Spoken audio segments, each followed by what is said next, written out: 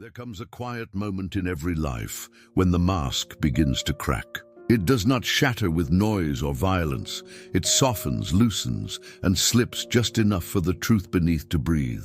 For years, the world teaches you to wear it proudly, a mask of politeness, strength, composure. It tells you that to belong, you must perform, that to be loved, you must adapt, that peace comes when others approve of the role you play. And so, without noticing, a person begins to live for applause instead of alignment, collecting smiles instead of truth. But behind the mask, the soul suffocates. The voice that once whispered, "This is not who I am," grows silent, replaced by the constant hum of expectation. The world loves the version of you that pleases it, the version that never argues, never breaks, never trembles. Yet deep within there is another self, the one that feels too much, thinks too deeply, questions too honestly. That self has been exiled in the name of acceptance. Carl Jung called this the persona, the image we show to survive within society's dream. It is not evil, it is necessary. But the tragedy begins when we start believing the mask is real. The day the mask starts to fall is rarely beautiful. It often comes wrapped in fatigue, a tiredness that no sleep can cure.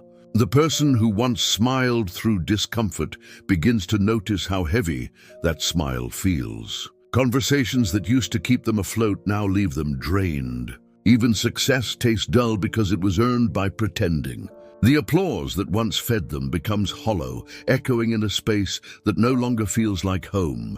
At first, they resist this feeling. They tell themselves to be grateful, to stay strong, to not make others uncomfortable. Yet the truth keeps whispering, "This is not living," and the whisper grows into a storm. What Jung understood, and what most never realize, is that the collapse of the persona is not failure. It is birth. The moment a person stops performing, they meet the part of themselves that has been waiting in the dark, the shadow. It is not the enemy, though it may feel like one. It holds all the parts of the self that were deemed unacceptable, the anger never voiced, the passion never expressed, the doubts never shared. It is everything real that was buried to keep the mask intact. When a person first meets their shadow, fear arises. It is the fear of being seen, of being known, of existing without disguise. But beneath that fear is an ancient hunger, the longing to belong to oneself again, to breathe without adjusting tone, expression, or opinion, to walk through the world without bending to fit every space. In that moment of awakening, silence becomes sacred. The individual begins to withdraw, not out of pride, but out of necessity. The noise of others' expectations is too loud for them to hear their own heartbeat. They begin to say no more often, not to reject others, but to finally accept themselves. They start protecting their solitude like oxygen, because for the first time, being alone feels cleaner than being surrounded by performance. The world will not understand this transformation. It will accuse them of changing, of becoming distant, cold, selfish. But it is not selfishness, it is self-remembering. The one who once carried everyone's emotions begins to realize that compassion without boundaries is not love. It is erasure. They learn that peace does not come from pleasing others, but from aligning with truth. As the mask continues to fall, something unexpected happens. The body begins to relax. The shoulders drop. The breath deepens. The constant inner dialogue that once analyzed every reaction begins to fade. The nervous system, once enslaved by the demand to perform, begins to heal. There is an almost mystical stillness that follows, as if the soul, long exiled, has finally returned home. Jung once said that people will do anything, no matter how absurd, to avoid facing their own soul. But when the mask finally slips, there is no more running. The mirror reflects everything, the false and the true, the beautiful and the broken, and the person finally sees that all of it is them. There is no longer a good self or a bad self, only the whole. And in that wholeness, they discover something far greater than perfection, authenticity. For the first time, they stop asking, "Who must I be for them?" and begin asking, who was I before the world told me who to be?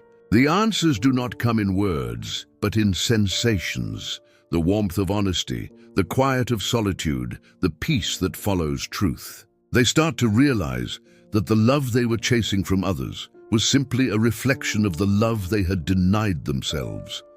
The mask was never meant to be destroyed. It was meant to be understood, to wear it consciously when the world requires, but to know the face beneath it when the night falls. This is not rebellion, it is reconciliation, the sacred meeting between what the world sees and what the soul knows. And as dawn breaks on this new awareness, the person once afraid to disappoint others finally smiles without pretending. They no longer shine to be seen. They shine because they are finally real. If you've felt the weight of a mask the world taught you to wear, comment below, I choose to be real. And remember, subscribe to this channel to keep walking this quiet path of awakening and truth. When the mask finally falls, there is silence. Not the kind that frightens or isolates, but a sacred stillness that feels almost foreign at first. For years, life had been filled with noise. The constant hum of expectations, the rehearsed conversations, the heavy rhythm of pretending. And now, without all of it, there is only space. At first, it feels like emptiness. Then with time, it begins to feel like freedom. The world, of course, will try to pull you back. It always does. The voices that once shaped your identity will whisper, you're too distant, too quiet, too different. But what they really mean is that you no longer dance to their rhythm. You've begun to hear another song, the one your soul has been humming underneath the noise your whole life. It is soft, steady, and deeply personal. And to follow it, you must accept a kind of solitude that few are willing to face.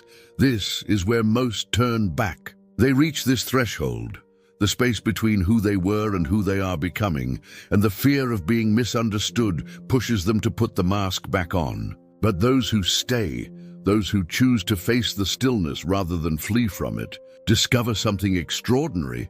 The self they were pretending to be was never safer than the self they are about to meet.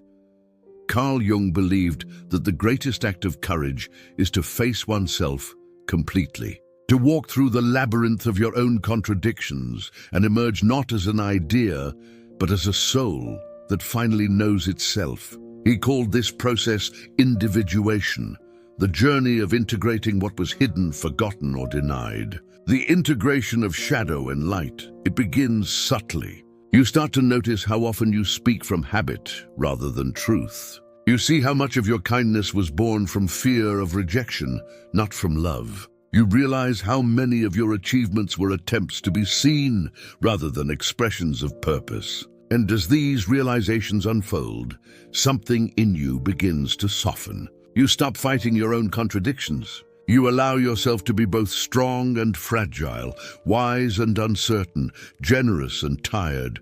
This is the beginning of wholeness, not perfection, but inclusion. The parts you once pushed away are invited to sit at the same table. The anger that frightened you becomes your compass for self-respect. The sadness you tried to bury becomes your gateway to empathy. Even your selfishness, once despised, begins to reveal a quiet wisdom, a reminder that caring for others means nothing if it costs the care of your own soul. Yet this awakening is not without pain. Integration demands honesty, and honesty has a cost. You begin to see relationships differently, not through the lens of obligation, but through the clarity of energy. Some people will fall away naturally, not because you stopped loving them, but because you stopped performing for them. They were attached to your mask, not to your essence. And as you remove it, they no longer recognize you. Let them go. Every person you lose on the path to truth was never meant to walk beside your authentic self. Their absence creates space for alignment.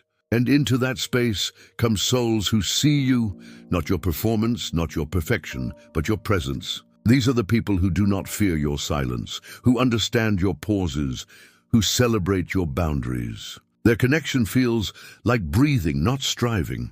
As the false layers dissolve, you begin to experience the world differently. The simplest things, sunlight, rain, a deep breath, start to feel sacred again. You are no longer rushing to be somewhere else. You begin to live in moments instead of milestones. And in this slow return to yourself, something beautiful begins to unfold: gratitude. Not the forced gratitude of affirmations or polite words, but the quiet kind, the kind that arises naturally when you realize how much peace costs and how worth it is. Jung wrote that the most terrifying thing is to accept oneself completely. And yet, once that terror is faced, it turns into tenderness. You begin to see your younger self, the one who wore the mask to survive, and you no longer judge them. You thank them. You realize they were not false. They were protecting you the only way they knew how. The mask was never a prison. It was a bridge. And now that you have crossed it, you can let it rest. What remains is not a new identity, but an unmasked existence. You move through life slower, more aware, more deliberate. You speak less but mean more. You feel deeply but carry lightly. You learn to forgive faster, not because you have forgotten the pain, but because you no longer wish to live chained to it. And perhaps the greatest revelation of all, you realize that being authentic will not make life easier. It will make it real. The mask protected you from judgment, but it also kept you from intimacy. Without it, you risk being seen. But in that risk lies the only form of connection that matters. You do not shine now to impress. You shine because truth radiates quietly from every corner of your being. You are no longer performing light. You have become it. If you've reached that point where the silence feels more like peace than loneliness, comment below. My soul is learning to rest in truth. And if this message spoke to you, subscribe to this channel and keep walking this quiet path of awakening and self-understanding. There is a sacred stillness that comes after the storm, a silence that doesn't ask for explanation, apology, or performance. It is the sound of the soul settling into its own skin. Those who have walked through the burning of the false self know this silence well. It is not empty. It hums with truth. After the mask falls, life doesn't suddenly become simple. In fact, at first, everything feels strange. Familiar places seem foreign, familiar people seem distant, and even your own thoughts echo differently. The world you built while wearing the mask no longer fits the shape of your face. You find yourself hesitating before speaking, not out of insecurity, but because you are finally learning to mean what you say. Every choice becomes heavier, every connection more deliberate. This is the stage Jung described as the meeting with the shadow in its purest form. Not as darkness to be feared, but as truth to be integrated. For the first time, you begin to notice how often you had lived as two people, the one who smiled for the world and the one who whispered in secret, "I wish I could just be myself." Now those two voices begin to merge. The boundaries between them blur. The internal war slowly gives way to understanding. You start to realize that your shadow was never trying to destroy you. It was trying to free you. The anger you suppressed, the sadness you denied, the instincts you feared, all of them were messengers pointing toward wholeness. They were never your enemies. They were the parts of you exiled in childhood, waiting for your return. The moment you stop fighting them, they stop fighting you. And when this happens, a quiet grace enters your life. You begin to live not from reaction, but from presence. You stop trying to manage everyone's perception of you. You stop needing to prove that you are good, kind, worthy. The need for validation dissolves because you finally see yourself. You realize that you do not need to be understood to be at peace. This awareness changes everything. You start noticing how much of the world runs on pretense. Conversations filled with small talk, relationships built on convenience, emotions edited for comfort. But rather than judging it, you simply stop participating. You no longer rush to fill silences or explain yourself to those who cannot hear you. You realize that truth does not argue. It simply exists. As you rest in this newfound awareness, life becomes lighter, not because it is easier, but because it is real. You start to feel joy in the ordinary. A walk becomes a meditation. Solitude becomes a teacher. Even sadness becomes sacred because it no longer threatens your worth. You begin to understand what Jung meant when he said that the privilege of a lifetime is to become who you truly are. And yet even here, the work continues. Wholeness is not a destination, it is a practice. There will still be moments when the old mask calls your name. The desire to please will whisper softly, say what they want to hear. The fear of rejection will tempt you to shrink again. But now you recognize these voices for what they are, echoes from a life that no longer belongs to you. So instead of fighting them, you smile. You let them pass. You breathe, remembering that authenticity is not a performance of strength, but the courage to stay gentle in a world that rewards performance. You begin to love the parts of yourself that once made you hide. The sensitivity you were taught to suppress becomes the channel through which your soul perceives truth. The vulnerability you once feared becomes the doorway to connection. There is beauty in being misunderstood, because to be misunderstood means you are no longer bending to fit the collective illusion. You have chosen reality over recognition. You have chosen to see rather than to be seen. The person you were before, the one who smiled through pain and said yes when meaning no, begins to feel like a distant memory. You can thank them now without needing to resurrect them. They carried you as far as they could. But the life you are meant to live cannot be built from pretending. When you speak now, your words carry a different weight. They do not reach for approval. They arise from essence. People may not always agree with you, but they feel the stillness behind your voice, the peace of someone who no longer negotiates their truth. And as the days unfold, you find that your relationships too begin to transform. The ones built on performance quietly fade. The ones rooted in authenticity begin to deepen. You stop chasing what falls away, and instead, you trust what remains. You begin to understand that love that demands your mask is not love, it is transaction. But love that welcomes your truth even when it's inconvenient, that is holy. The awakening of the true self does not make you invincible. It makes you transparent.